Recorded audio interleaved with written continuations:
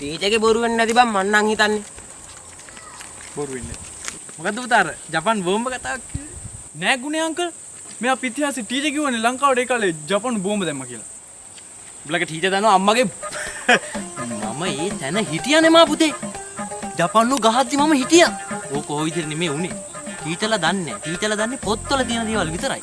එදා ජපාන ආපු වෙලාවේ ගමේම හිටපු මිනිස්සු යන්න ගියා. ඒ වුණාට එතන හිටියේ කවුද? මේ ගුණේ විතරයි. එදා ජපාන ප්ලේන් එකේ එද්දි බෝම්බ දාන්න එනකොට ජපාන මෙහෙම එනවා. ප්ලේන් එකේ එනවා. මම නැග්ග පුතේ පොල් ගහේ කරටිය. නැගලා ඉන්නකොට ජපාන ආව ප්ලේන් එකේ.